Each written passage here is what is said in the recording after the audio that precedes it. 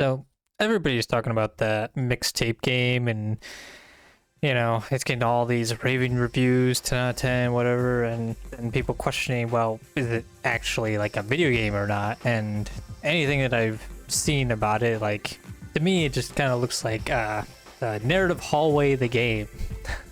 But when I'm sitting down and I'm kind of thinking about it a little bit more, I'm just thinking, is it really that?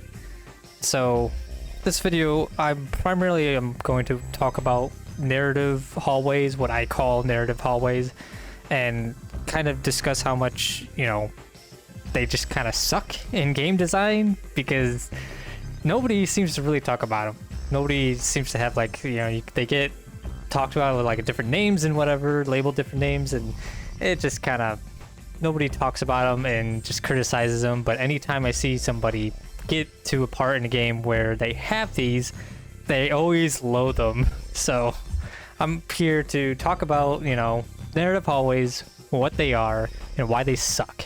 So I did in my previous video, where it was a react video of Cropcat's, RE4 is timeless video, I mentioned, there was a part in there where I talked about narrative hallways, and I kind of went somewhat in detail about it, but here I'm going to just strictly go through, try to get through everything of what a narrative hallway is, why it sucks, and everything. So first off, what is, what is a narrative hallway? Like, what these moments in games where the gameplay just changes just out of the blue. You're just limited and restricted to just slowly walking.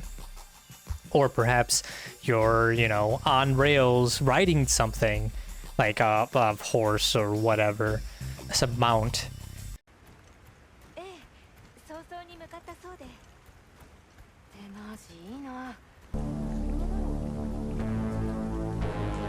Michael. Yeah? Try going right.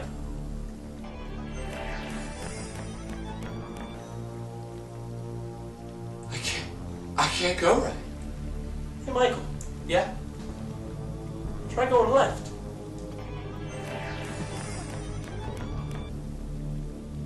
I can't go left. And it's just two characters talking and whatever, but you can't really do much of anything else. You can't stray from the path or anything.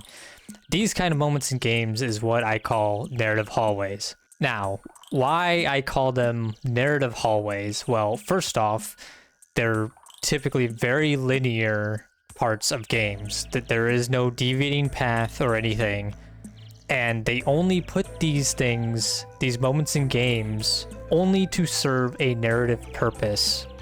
That's it.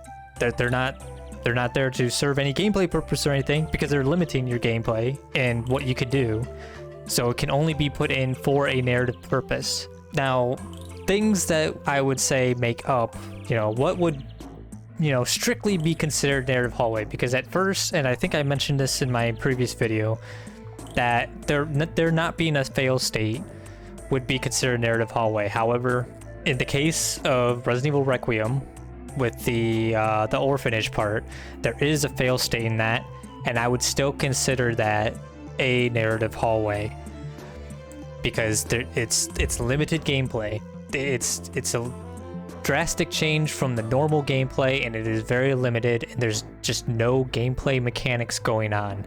So fail state, no, they can still have a fail state, but these other reasons I think are much more of a rule descriptor, or whatever you want to call it, for what a narrative hallway is. So first thing that does, and this is the case for all of them, absolutely all of them, is that it serves a narrative purpose.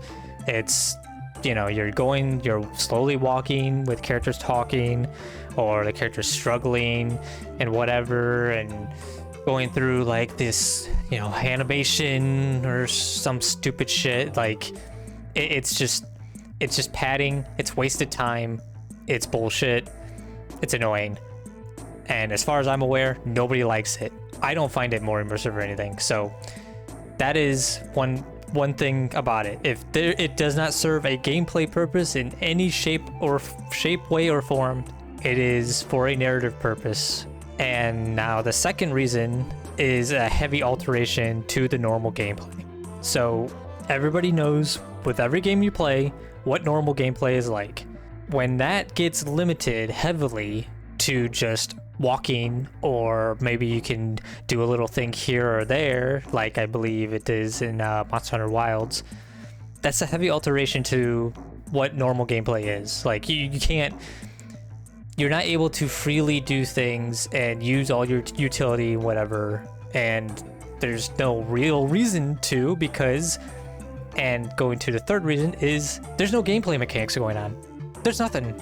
You're not able to do anything. The gameplay of it is just restricted, and it's restricted because there is no gameplay mechanics going on. So what is even the point other than to serve this whatever bullshit narrative they're wanting to, present with the game, So just like I said, any parts where there's just like slow walking, characters talking, whatever, these are what I would consider narrative hallways. Now, as for the reason why they suck, I assume everybody has their own reasons for why they suck. I mean, the main thing is it just slows the pace down of the game and it pads it out.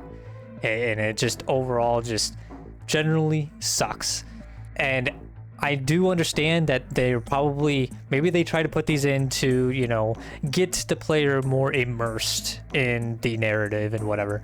And to me personally, and I'm sure maybe it's for a lot of other people as well, because everybody hates them from what I've noticed, is it takes me out of the experience. Because if I'm all of a sudden just arbitrarily restricted in what I can do in the game, well, it reminds me that I'm playing a video game, and that's not what you want to do.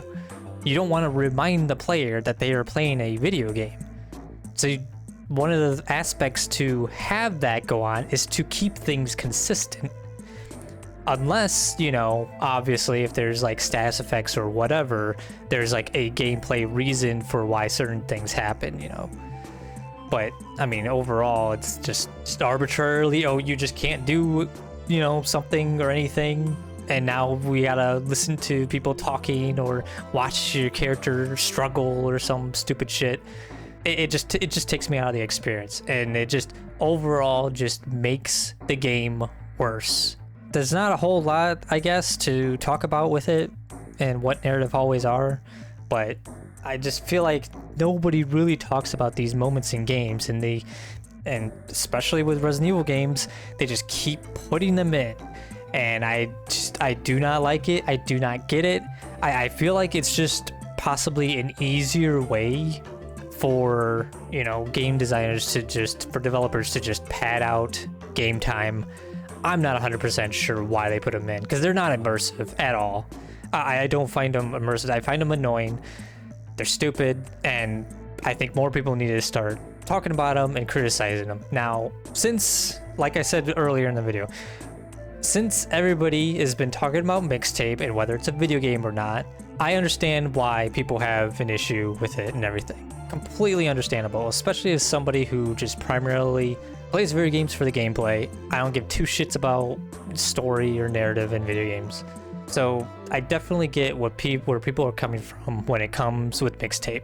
The thing that I would call with mixtape, as far as like, is it a narrative hallway or not? And I would say no. It is not a narrative hallway. It is not narrative hallway the game or anything. And the reason I say that is because it is not a heavy alteration of normal gameplay. That is like the key aspect of it. Now, there is hardly any gameplay mechanics going on, and all this stuff just serves, it's a narrative game. And that's just it. But the main thing for why it is not a narrative hallway or a narrative hallway game is because it does not alter the normal gameplay, because the normal gameplay is next to non-existent in it. It is a full, wholly representation of what the game is.